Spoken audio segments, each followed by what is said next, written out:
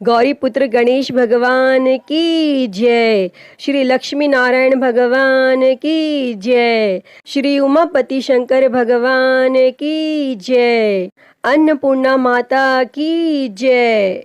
प्रिय भक्तजनों, आज हम इस वीडियो में माता अन्नपूर्णा की व्रत कथा सुनेंगे। तो आप सभी भक्तजन बड़ी ही श्रद्धा, ध्यान पूर्वक और प्रसन्नचित्त मन से माता अन्नपूर्णा की व्रत कथा को सुनिए। तो सभी प्रेम से बोलिए, माता अन्नपूर्णा की जय, सर्व देवी देवता की जय।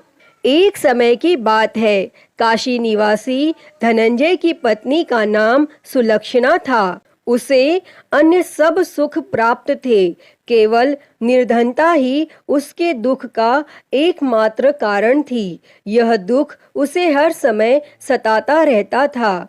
एक दिन सुलक्षणा अपने पति से बोली, स्वामी, आप कुछ उद्यम करो तो काम चले। इस प्रकार कब तक काम चलेगा? तब सुलक्षणा की बात धनंजय के मन में बैठ गई और वह उसी दिन विश्वनाथ शंकर जी को प्रसन्न करने के लिए बैठ गया और कहने लगा, हे देवाधिदेव विश्वेश्वर, मुझे पूजा पाठ कुछ आता नहीं है, केवल आपके भरोसे बैठा हूँ। और इतनी विनती करके वह 2-3 दिन भूखा प्यासा बैठा रहा और यह देखकर भगवान शंकर ने उसके कान में अन्नपूर्णा अन्नपूर्णा अन्नपूर्णा इस प्रकार 3 बार कहा। और यह कौन क्या कह गया? और इसी सोच में धनंजय पड़ गया कि मंदिर से आते ब्राह्मणों को देखकर पूछने लगा, पंडित जी, अन्नपूर्णा कौन है? तब ब्राह्मणों ने कहा, तू अन्न छोड़ बैठा है, सो तुझे अन्न की ही बात सूझती है। जा घर जाकर अन्न ग्रहण कर। तब धनंजय घर गया और स्त्री से सारी बात कही। तब वह बोली, नाथ, चिंता मत करो, स्वयं शंकर जी ने यह मंत्र दिया है, वे स्वयं ही खुलासा करेंगे। आप फिर जाकर उनकी आराधना करो। तब धनंजय फिर जैसा का तैसा पूजा में बैठ गया।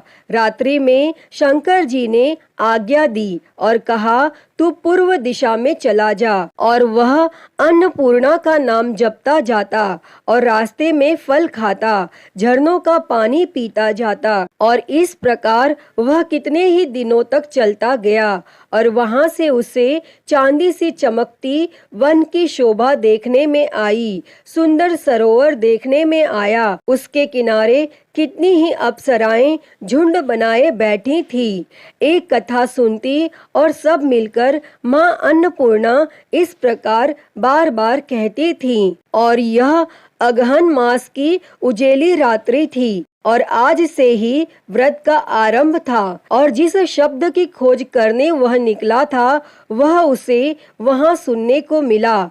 तब धनंजय ने उनके पास जाकर पूछा, हे देवियों, आप यह क्या करती हो? तब उन सब ने कहा, हम सब माँ अन्नपूर्णा का व्रत करती हैं। तब धनंजय ने पूछा, व्रत पूजा करने से क्या होता है? यह किसी ने किया भी है? इसे कब किया जाए? कैसा व्रत है ये और कैसी विधि है? मुझे भी विस्तार से बतलाओ। तब वे कहने लगी, इस व्रत को सब कोई कर सकते हैं। 21 दिन तक के लिए 21 गांठ का सूत लेना चाहिए। 21 दिन यदि न बने तो एक दिन उपवास करें।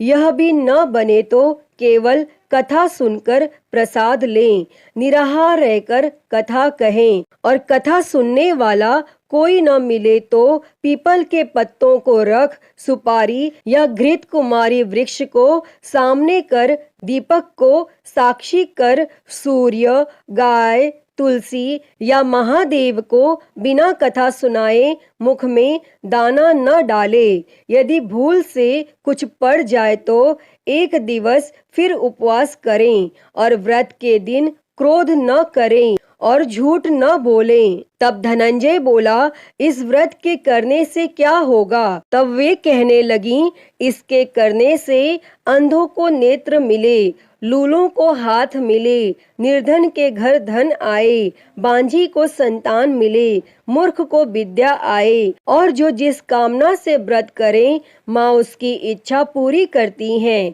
तब धनंजय कहने लगा, बहनों, मेरे पास भी धन नहीं है, विद्या नहीं है, कुछ भी तो नहीं है, मैं तो दुखिया ब्राह्मण हूँ, मुझे इस व्रत का सूत दोगी? तब वे कहने लगी, हाँ भाई, तेरा कल्याण हो, हम तुम्हें अवश्य देंगे, ले इस व्रत का मंगल सूत्र ले। तब धनंजय ने व्रत किया और व्रत पूरा हुआ।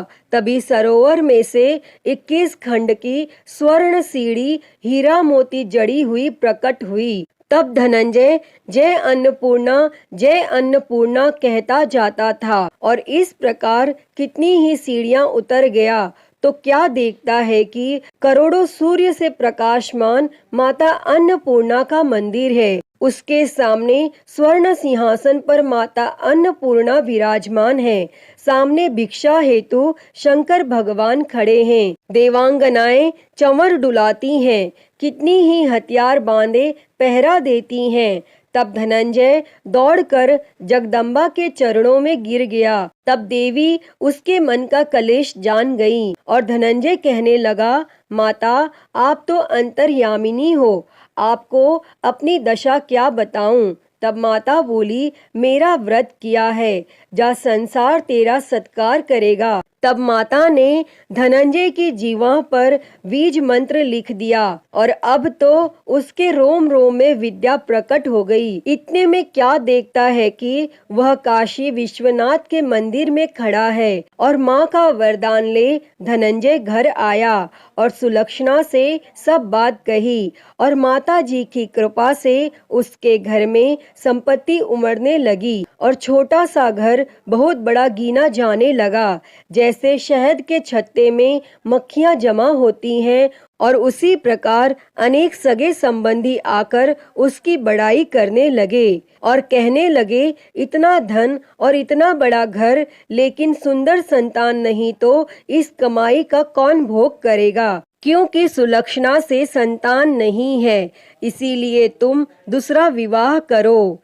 तब अनिच्छा होते हुए भी धनंजय को दूसरा विवाह करना पड़ा और सती सुलक्षणा को सौत का दुख उठाना पड़ा। इस प्रकार दिन बीतते गए। फिर अघन मास आया। तब नए बंधन से बंधे पति से सुलक्षणा ने कहलाया कि हम व्रत के प्रभाव से सुखी हुए हैं, इस कारण यह व्रत छोड़ना नहीं चाहिए और यह माता जी का प्रताप है जो हम इतने संपन्न और सुखी हैं। और तब सुलक्षणा की बात सुन धनंजय उसके यहाँ आया और व्रत में बैठ गया।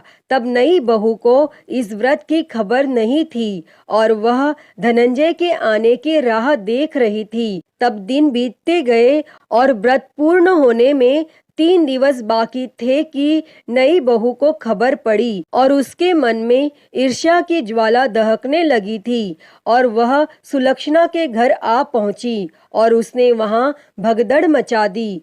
तब वह धनंजय को अपने साथ ले गई। तब नए घर में धनंजय को थोड़ी देर के लिए निद्रा ने आ दबाया और इसी समय नई बहू ने उसके व्रत का सूत तोड़कर आग में फेंक दिया। अब तो माता जी का कोप जाग गया और घर में अकस्मात आग लग गई, सब कुछ जलकर खाक हो गया। तब सुलक्षणा जान गई और पति को फिर अपने घर ले आई। तब नई बहू रूठ कर पिता के घर जा बैठी और पति को परमेश्वर मानने वाली सुलक्षणा बोली, हे नाथ, घबराना नहीं, माता जी की कृपा अलौकिक है। पुत्र कुपुत्र हो जाता है पर माता कुमाता नहीं होती। अब आप श्रद्धा और भक्ति से आराधना शुरू करो, वे जरूर हमारा कल्याण करेंगी। तब धनंजय फिर माता के पीछे पड़ गया। फिर वहीं सरोवर पर सीढ़ी प्रकट हुई और उसमें माँ अन्नपूर्णा कहकर वह उतर गया और वहां जा माता जी के चरणों में रुदन करने लगा। तब माता प्रसन्न हो बोली, यह मेरी स्वर्ण की मूर्ति ले, उसकी पूजा करना, तू फिर सुखी हो जाएगा।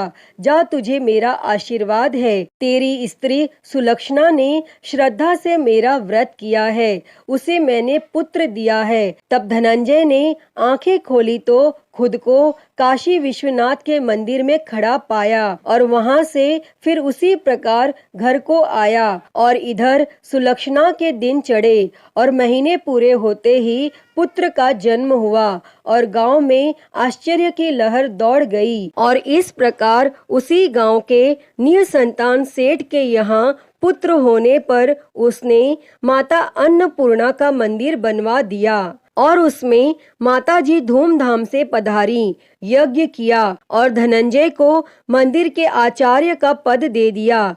जीविका के लिए मंदिर की दक्षिणा और रहने के लिए बड़ा सुंदर सा भवन दिया। तब धनंजय स्त्री और पुत्र सहित वहां रहने लगा और माताजी के चढ़ावे में भरपूर आमदनी होने लगी। और उधर नई बहू के पिता के घर डाका पड़ा, सब लूट गया। वे भीख मांगकर पेट भरने लगे। और जब सुलक्षणा ने यह सुना तो उन्हें बुलावा भेजा और उन्हें अलग घर में रख लिया और उनके अन्न और वस्त्र का प्रबंध कर दिया। तब धनंजय, सुलक्षणा और उसका पुत्र माताजी की कृपा से आनंद से रहने लगे। अतः ही माता अन्नपूर्णा, जैसे आपने धनंजय और सुलक्षणा के भंडार भरे, वैसे ही इस कथा को कहते, सुनते और हुंकारा भरते सबके भंडार भरना। सभी के जीवन से गरीबी दूर कर उनके जीवन में धन संपत्ति और सुख समृद्धि देना।